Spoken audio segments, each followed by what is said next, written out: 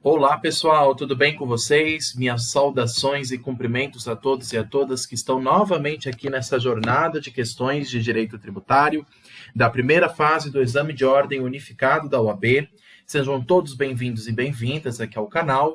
Para quem não me conhece, professor Lucas, vocês não estão me vendo, mas estão vendo a tela do computador que eu quero mostrar para vocês com as questões da primeira fase da OAB.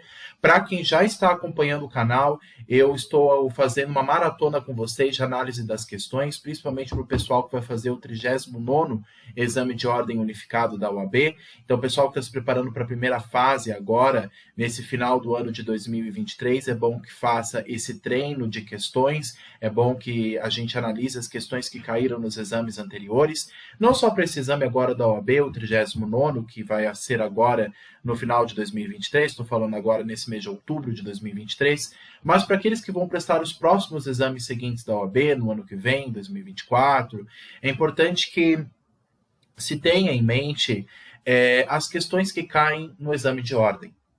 Como que a banca FGV, a Fundação Getúlio Vargas, que é a banca que até hoje organiza o exame da OAB, antigamente, há muito tempo atrás, era a CESP, mas agora é a banca FGV, já faz bastante tempo que a FGV organiza os exames de ordem, e no site vocês conseguem acessar todas essas questões, pessoal. Inclusive a prova vocês conseguem acessar, é só colocar no Google OAB FGV, e lá vocês vão achar, se vocês tiverem dificuldade eu ajudo vocês a achar, mas é bem tranquilo, coloquem no Google OAB FGV, e lá vocês vão ter as provas e os gabaritos respectivos. Pessoal, uma dica que eu falo para todos os alunos que estão se preparando para a primeira fase da OAB. Lembrando que não cai só tributário, cai outras matérias, embora que o canal é destinado apenas ao direito tributário. Pessoal, façam simulados para a primeira fase, depois quando a gente for estudar para a segunda fase juntos, a gente vai analisar as principais peças do direito tributário, mas nessa primeira fase que cai todas as disciplinas, pessoal, façam simulados. Façam em casa sozinho a prova, imprimam no site da FGV a prova que cai, imprimam, peguem o gabarito, depois corrijam, vejam se vocês estão acertando as questões, quantas questões vocês conseguem responder, em quanto tempo. É bom ter esse preparo físico, emocional, intelectual, para que vocês consigam fazer o melhor de vocês na primeira fase, e com certeza vai dar tudo certo, para que a gente se veja aí na segunda fase, para quem for prestar a segunda fase em direito tributário. Lembrando que o canal é destinado mais especificamente aos estudantes de direito tributário. Pessoal, vamos lá analisar o 35º Exame de Ordem Unificado da banca OAB, que foi da banca FGV, que organizou a primeira fase e a segunda da OAB no ano de 2022, e eu peguei a prova tipo 1. A prova tipo 1 é da cor branca. Tem a tipo 2, 3 e 4. Tem as outras cores, né? Azul, verde e amarelo. Essa é a cor branca, que é a primeira tipo da prova que tem. E eu peguei as questões, as 5 questões que caem em direito tributário, estou analisando com vocês em cada aula. Nós vimos o 37º, o 37º, o 36º e o 38º também. E agora nós vamos ver o 35º, tá? É importante que vocês façam, gente, questões. Quanto mais questões vocês analisarem, quanto mais questões vocês fizerem, quanto mais simulados vocês fizerem, melhor vai ser um treino para vocês. É importante que haja esse treino emocional, físico, é importante que haja também esse treino de quantas questões devo responder em tanto tempo, é importante que haja, portanto, essa dinâmica que aí com certeza vai ajudar vocês para a primeira fase da OAB. Então vamos lá, eu vou aumentar aqui a tela. Pessoal, acredito que assim vai ficar melhor para visualizar. Embora vocês não estão me vendo, mas estão me ouvindo, estou aqui com vocês e vamos analisar as 5 questões que caíram na prova tipo 1 do Exame de Ordem Unificado, 35º, pela banca FGV, na primeira fase da OAB, na matéria de Direito Tributário. Questão de número 22. Essa foi a primeira questão que caiu no bloco de tributário. 22, 23, 24, 25 e 26. São 5 questões que caíram, né? A 22, 23, 24, 25 e 26 é a sequência das questões de tributário na prova tipo 1. Dependendo da prova, às vezes ela pode estar mais para frente ou mais para trás, eles deslocam as questões, o bloco de questões. Mas eu procurei compilar aqui nos slides só as questões de direito tributário que nos interessam aqui. Vamos lá? Perfeito. Vamos para a questão de número 22. Marcelo, servidor do Estado X, verificando sua conta bancária, percebeu que houve a retenção a maior do imposto sobre a renda, né? O imposto IR, né? Eles chamam também de IRPF ou IRRF também, incidente sobre sua remuneração. Objetivando receber a quantia recolhida a maior de volta, Marcelo ajuizou ação de repetição de indébito, incluindo no polo passivo o Estado X. Ele é servidor do Estado X e ele foi descontado deste imposto, o imposto de renda, e ele processou o Estado X por isso. A hipótese descrita assinala a alternativa correta. O imposto sobre a renda é um tributo de competência exclusiva da União e, portanto, o polo passivo deve ser integrado pela União. Marcelo não possui legitimidade ativa para propor ação de repetição de indébito, visto que não suportou o ônus tributário? Será que é isso? Alternativa C. Somente o Estado X tem legitimidade para figurar no polo passivo da ação de repetição de indébito do imposto sobre a renda, retido na fonte, né? Por isso que é IRRF, né? Imposto de renda retido na fonte, proposta pelos seus servidores. Tanto o Estado X quanto a União deveriam figurar solidariamente no polo passivo da ação de repetição de indébito. Qual será que é a alternativa correta aqui, pessoal? Cuidado, que aqui tem uma pegadinha, e para quem está analisando as questões comigo aqui no canal, está percebendo que mais de uma vez estão caindo questões parecidas que envolvem servidores públicos. Gente, cuidado com isso. Quando falar servidor público, abre o olho. Ah, mas imposto de renda é de competência federal. No geral, sim, é verdade. Imposto de renda é um imposto previsto no artigo 153 da Constituição e é de competência em regra da União. Mas cuidado, nós não estamos falando de qualquer pessoa aqui, nós estamos falando de um servidor público concursado ligado ao Estado X. Então a remuneração que ele recebe vem do seu trabalho exercido em função do Estado. Ah, mas será que é a União que tem que cobrar do contribuinte Marcelo? Olha só a resposta correta, gente. Alternativa C. Olha só, não pareceu, mas essa era a alternativa correta. Olha só, somente o Estado X tem legitimidade para figurar no polo passivo da ação de repetição de indébito do imposto sobre a renda retido na fonte, o IRRF, proposto por seus servidores. Mas, professor, eu me lembro que você fez uma aula aqui no canal dizendo que imposto de renda é de competência federal. Sim, imposto de renda é de competência federal.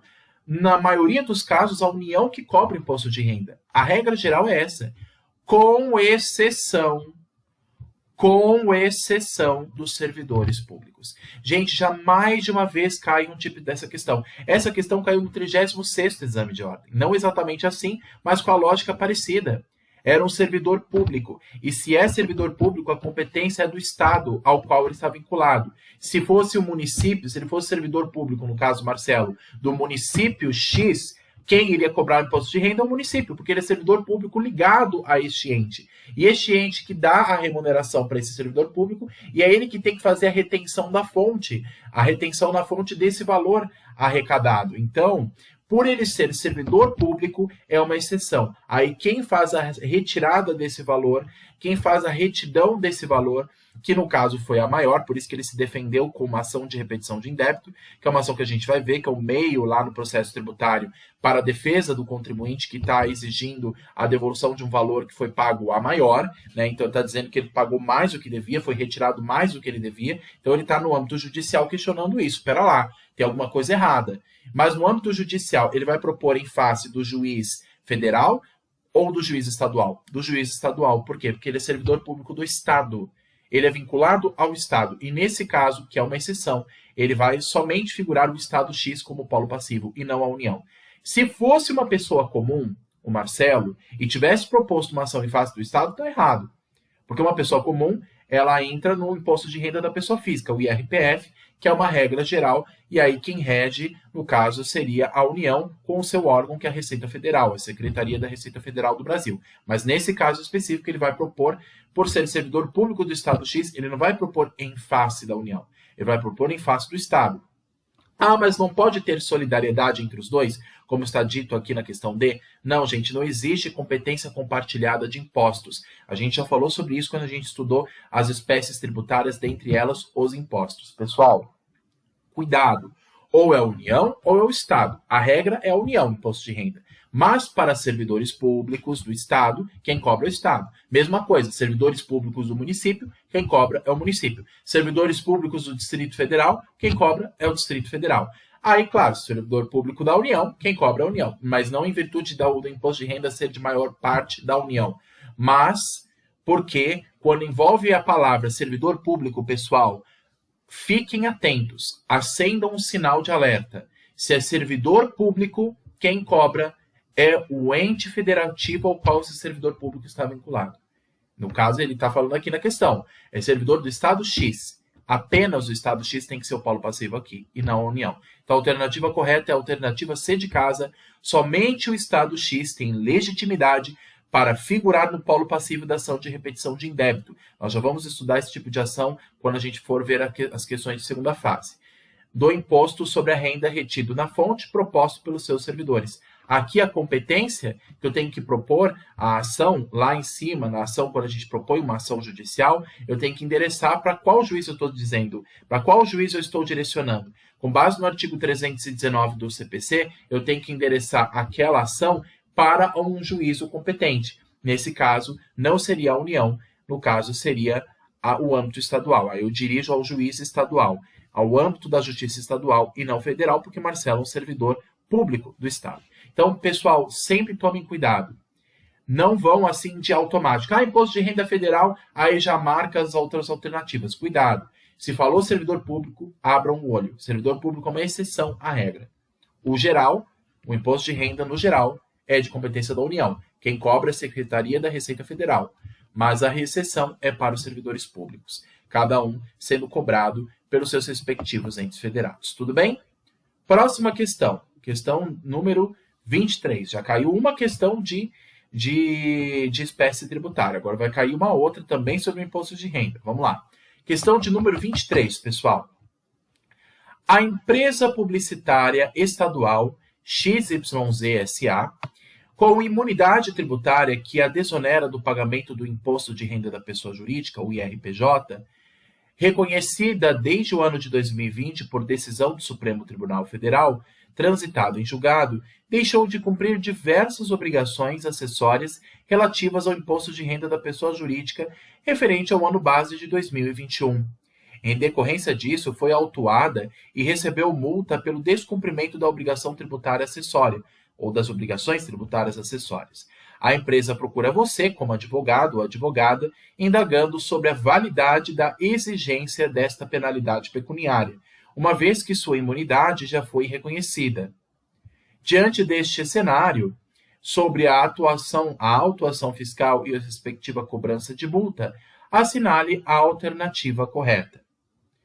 Olha só, pessoal, vou repetir essa última parte. A empresa procura você, indagando sobre a validade da exigência dessa penalidade pecuniária, que no caso é a multa, uma vez que sua imunidade já foi reconhecida. O que a gente pode dizer aqui, nessas 4 alternativas de A a D? Qual delas é a correta? A alternativa A diz o seguinte: são inválidas e ilegais por inexistir a obrigação tributária principal e aplicar-se a regra de que a obrigação acessória segue a obrigação principal. Tá uma coisa errada aí, né? Nós já estudamos sobre isso, hein, pessoal? Obrigação principal e obrigação acessória. Tá lá no Código Tributário Nacional. Obrigação principal é pagar o tributo. Obrigação acessória é apresentar os documentos e informações necessárias ao fisco para a devida fiscalização e arrecadação tributária. Imaginemos o caso do imposto de renda, né, como foi dito aqui. Não basta apenas pagar o imposto, eu tenho que prestar as informações na Receita Federal. O quanto que eu tive de faturamento na minha empresa, no caso do imposto de renda da pessoa jurídica. Se a pessoa física, quanto que eu ganhei de salário, qual é o meu rendimento, quais bens que eu possuo, quais são as despesas. Isso são informações que tem que constar no site da Receita Federal. Isso são obrigações acessórias. Pelo visto, a empresa pensou assim. A empresa pública, no caso XYZ-SA, ela disse o seguinte: eu sou imune. Eu recebi imunidade tributária pelo Supremo, por entendimento do Supremo Tribunal Federal. Se eu sou imune, eu não preciso pagar imposto, então não vou prestar informação nenhuma ao fisco. Mas uma coisa não depende da outra. Lembra que a obrigação principal não segue a acessória e nem a acessória é a principal. Não é que nem o direito civil. No direito civil existe o princípio, que até a gente fala do princípio da gravitação jurídica, ou seja, a obrigação acessória segue a obrigação principal. Se você quita a obrigação acessória, você também quita a obrigação... Desculpa, se você quita a obrigação principal, você quita a obrigação acessória, porque a obrigação principal é mais importante do que a acessória no âmbito do direito civil. Mas aqui nós não estamos no direito civil, nós estamos no direito tributário. E a obrigação acessória não segue a principal aqui, elas andam separadas. Mesmo que eu esteja imune, ou até mesmo isento de pagar um tributo, isso não me isenta. Essa imunidade constitucional também não me dispensa de prestar informações ao fisco. Então está errada a questão A. Questão B. São válidas e legais porque o descumprimento da obrigação acessória, mesmo por empresa imune, converte-se em obrigação principal relativamente à penalidade pecuniária. Lembra que o Código Tributário deu essa possibilidade, a conversão em multa, que é a penalidade pecuniária. Alternativa C. Só poderiam ser exigidas caso a imunidade tributária daquela empresa não fosse reconhecida ou revogada. Alternativa D. São inválidas e ilegais porque a imunidade tributária veda também a exigência do cumprimento de obrigações acessórias? A alternativa correta é B de bola.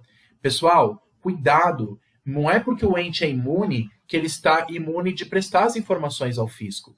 Vamos imaginar um outro exemplo. Quais são os entes imunes previstos na Constituição Federal? Nós temos, por exemplo, os templos religiosos, as igrejas, por exemplo. Vamos pensar no exemplo da imunidade religiosa. Nós temos uma igreja, uma paróquia. Essa paróquia, o terreno dessa paróquia, ele é imune de pagar IPTU. O carro do padre não precisa pagar IPVA. O dízimo que a igreja recebe não precisa pagar e declarar imposto de renda. Agora, precisa informar o fisco. A obrigação principal, que é pagar o tributo, sim, os templos são imunes, e não só os templos, mas autoridades religiosas ligadas a esses templos. Então, os padres, por exemplo. Então, qualquer autoridade religiosa ligada àquele templo, ela tem essa contemplação da imunidade, mas isso não contempla a obrigação acessória. Então, a obrigação principal é não pagar. Né? Então, a imunidade só contempla a obrigação principal, mas ele deve prestar informações ao fisco. Não é porque a igreja, a paróquia, por exemplo, uma igreja, não precisa declarar imposto de renda que ele não tem que prestar informações à Receita Federal. Então, se inclusive ele não prestar informações, isso pode se reverter em multa, e a multa é uma penalidade pecuniária. Tá? Inclusive, isso é previsto no Código Tributário Nacional. Caso não cumprida a obrigação acessória, ela se reverte em obrigação principal, ou seja, se reverte em obrigação pecuniária e reverte-se, no caso, em uma penalidade, que é a multa. Então, a alternativa correta nesse caso, pessoal, a alternativa B. Então, tome cuidado que a OAB tem muito dessas pegadinhas, né? A Banca FGV faz muito dessas pegadinhas para confundir o candidato. Então, a alternativa correta aqui, como a gente disse, é a B de bola. São válidas e legais, porque o descumprimento de obrigação acessória, mesmo por empresa imune, como no caso aqui, converte-se em obrigação principal relativamente à penalidade pecuniária. Então, a obrigação acessória não cumprida, ela se reverte em multa. Tudo bem? Questão 24. Já tivemos duas questões, pessoal, sobre imposto de renda, hein? Então, uma matéria que eu também já tratei aqui no canal com vocês. Espécies tributárias, pessoal, sempre cai em primeira fase. Fiquem atentos. Nós já estudamos a regra matriz, a RMIT, a regra matriz de incidência tributária de todos os impostos aqui no canal. Quem tiver dificuldade de achar, tá? Eu encontro para vocês o link e passo para vocês, tá? Mas dá uma olhadinha aqui no canal, tem vários vídeos sobre vários impostos. Eu falei sobre imposto de renda, falei sobre os impostos federais todos. Imposto de importação, exportação, IPI, IOF e assim por diante, tá? Deem uma olhada e caso vocês tenham alguma dificuldade, me avisem, tá bom? Caso tenha alguma outra dúvida, também passem aqui embaixo nos comentários. Vamos lá, questão 24.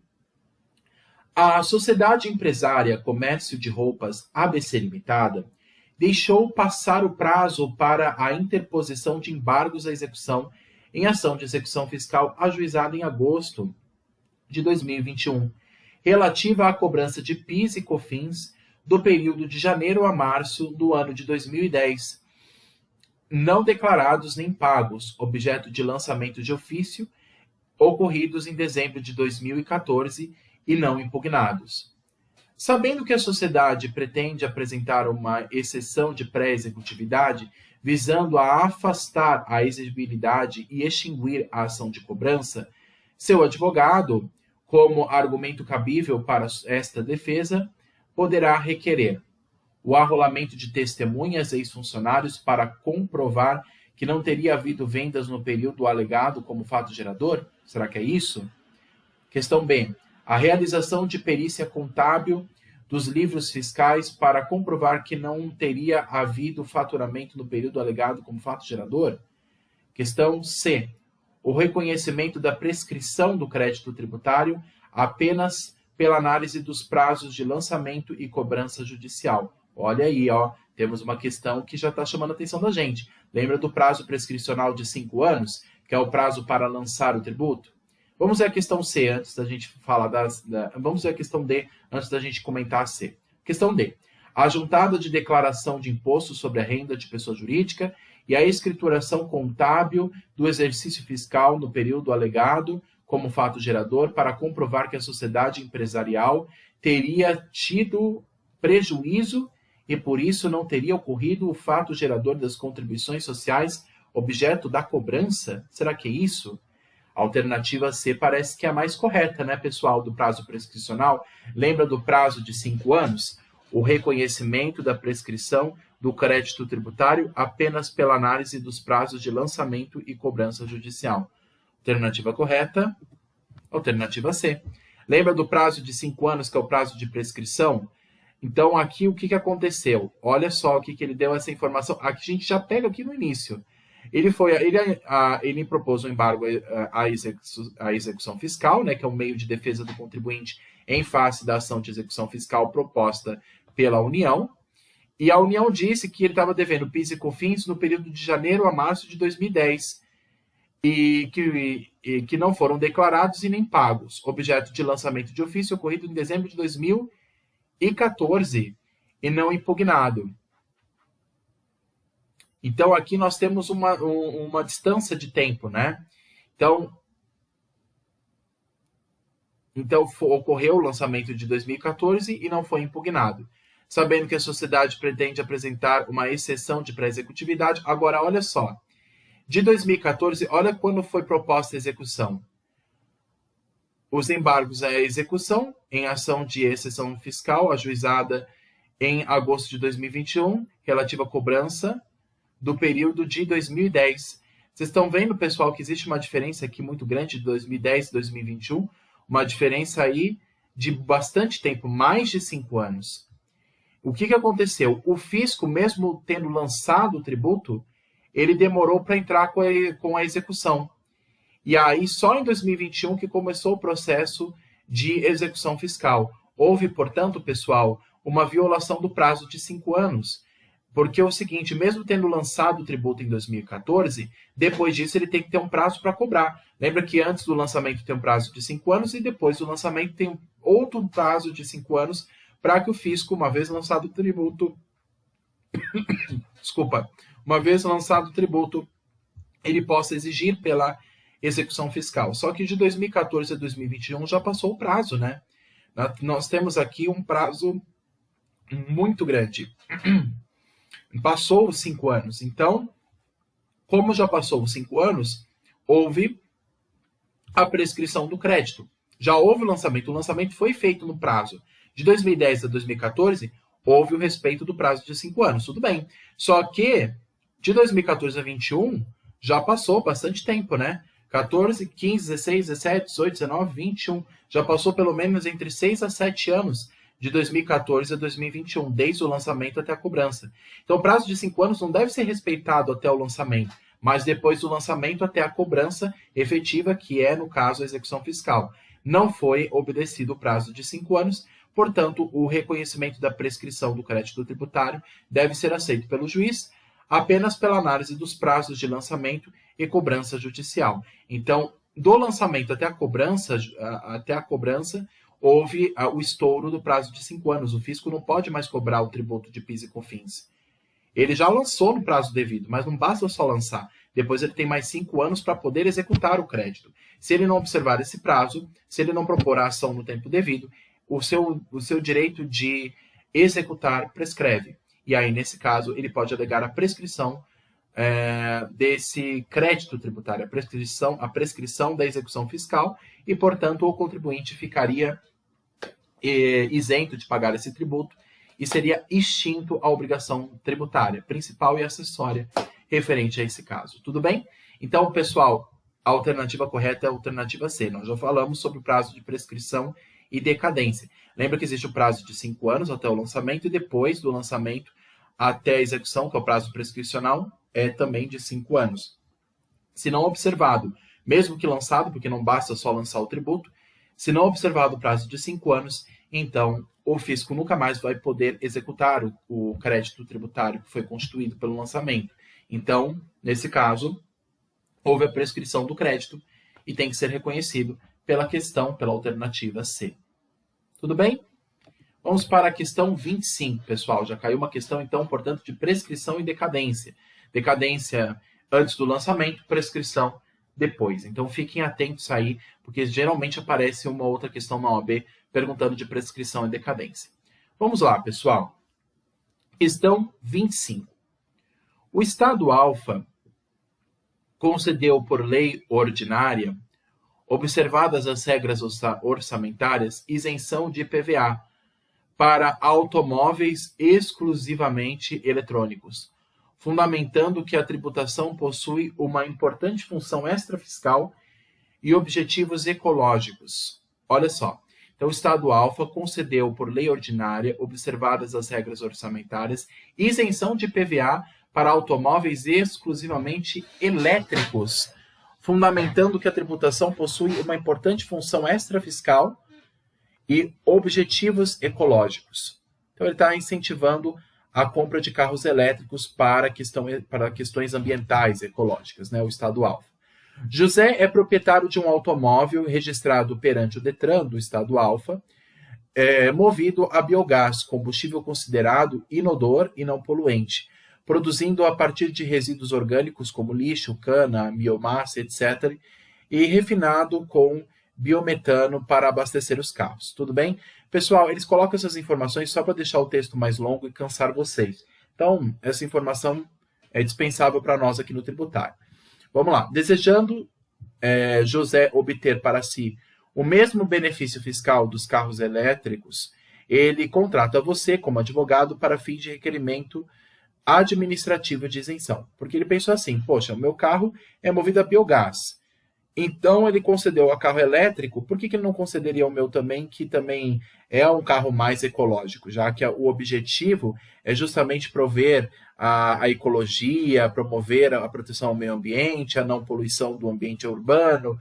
Então, por que o Detran não me concede essa isenção? Por que o Estado, quer dizer, não me concede essa isenção? Diante desse cenário, assinale a alternativa correta. Será que é possível conceder a José, o nosso cliente aqui no caso, pedir para que o Estado conceda a ele a isenção de IPVA ao seu veículo movido a biogás, já que promoveu os veículos elétricos? É possível a concessão de benefício fiscal por analogia e interpretação extensiva aos automóveis movidos a combustível de biogás? Será que é possível? É possível a concessão de benefício fiscal, tendo em vista que a função extrafiscal e o objeto ecológico do combustível de biogás e o objetivo ecológico do combustível de biogás. Não é possível a concessão de benefício fiscal aos automóveis movidos a biogás, pois deve ser interpretado literalmente a legislação que dispõe sobre a outorga de isenção. E a alternativa D. Não é possível a concessão de benefício fiscal aos automóveis movidos a biogás, tendo em vista ser necessário comprovar os benefícios ecológicos por meio de perícia técnica, procedimento vedado na esfera administrativa. Essa daqui já está errada, né? A alternativa C parece a mais correta, né? O que é isenção, pessoal? Lembra que a gente falou da diferença de isenção e imunidade? Isenção é concedido por lei. Imunidade é concedida pela Constituição. Se o ente competente, no caso o Estado, que tem a competência para legislar em matéria de impostos estaduais, a exemplo do IPVA, que é um imposto de competência estadual, o Estado pode conceder isenção por meio de lei? Pode. A veículos elétricos? Pode. Mas isso pode ser estendido por analogia a outros veículos? É por analogia que se aplica a isenção? Não. É apenas por meio de lei, por conta do princípio da estrita legalidade tributária. Um dos principais temas do direito tributário é o princípio da legalidade. Não há tributação sem lei anterior que a preveja e, portanto, também não há isenção sem lei anterior que a preveja. Não é possível a concessão de benefício fiscal aos automóveis movidos a biogás, diz a questão C, pois deve ser interpretado literalmente a legislação que dispõe sobre a outorga de isenção. Essa é a correta. Por que é a correta? Porque somente a lei pode conceder o sentido para a isenção. Não pode se estender por analogia. Você não aplica a tributação por analogia, assim como você não aplica a isenção de tributação por analogia. É somente aquilo que a lei determinar. Se a lei diz veículos elétricos, é veículos elétricos. Não poderia ser concedido isenção para veículos, no caso, movidos a biogás. A não ser se, no âmbito judicial, o Supremo Tribunal Federal, como já aconteceu, analisar e perceber a constitucionalidade e verificar que pode ser aplicado e estendido para esses veículos. Mas como não houve uma decisão que entrou em julgado no Supremo Tribunal Federal, que é a corte competente para analisar os casos constitucionais, inclusive em matéria tributária, como aqui não está falando sobre isso, só está falando no âmbito da lei, da legalidade, no âmbito ordinário e comum, não pode ser concedida isenção senão por meio de lei. Tá? Então, nesse caso, pessoal, a isenção ela somente pode ser concedida por meio da lei. A regra é essa. Então, se a lei não previu veículos movidos a biogás, então somente veículos elétricos podem ser beneficiados por essa isenção. Isenção não se aplica por analogia, assim como a lei, assim como a regra de tributação não se aplica por analogia. A regra geral se aplica por texto positivado, pela lei, pelo que foi positivado pelo Poder Legislativo. Então, nesse caso, a alternativa correta é a C. Não é possível a concessão de benefício fiscal aos automóveis movidos a biogás, pois deve ser interpretado literalmente a legislação que dispõe sobre a outorga de isenção. Então, nesse caso, o que se considera é a alternativa C, em virtude do princípio da estrita legalidade tributária, que é um princípio que está previsto em vários textos da Constituição, dentre eles até mesmo no artigo 37 caput da Constituição, que fala dos atos administrativos. No artigo 5º também fala sobre que ninguém será obrigado a fazer ou deixar de fazer alguma coisa senão em virtude de lei.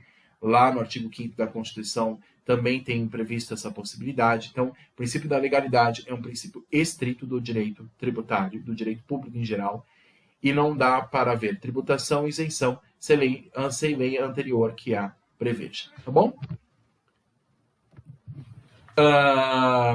Vamos para a última questão aqui do nosso bloco de direito tributário. Vamos lá. Mais uma questão aí que cai sobre espécies tributárias. Já estamos vendo aqui impostos, né, na questão.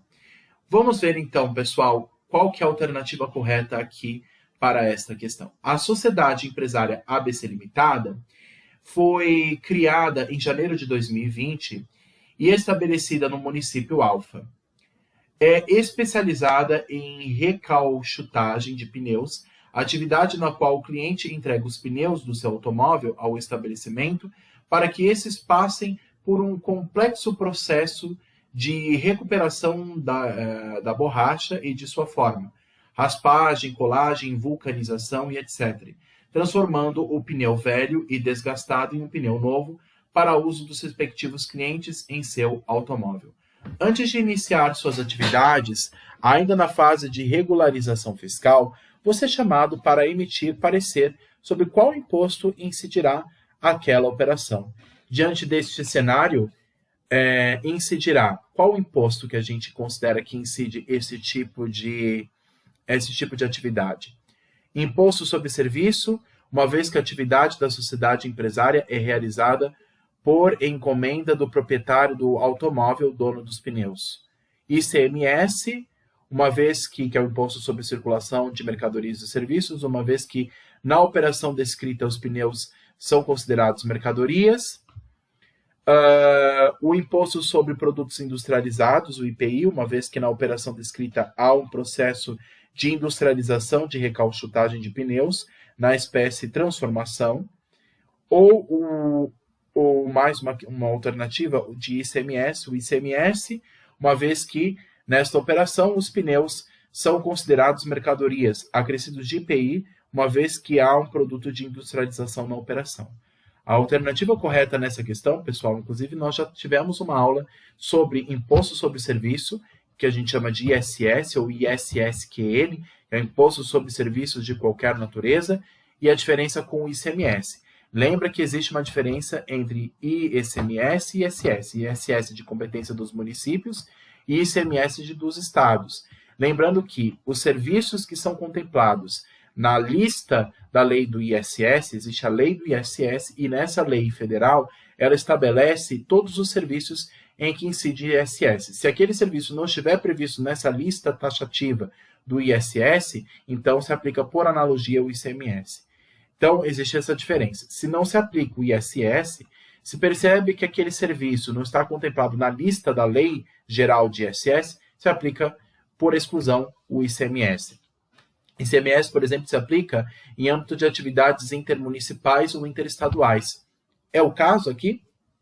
Nós estamos falando de atividade interestadual e intermunicipal? Não. Nós estamos falando de um serviço local. Então, a alternativa correta é a alternativa A.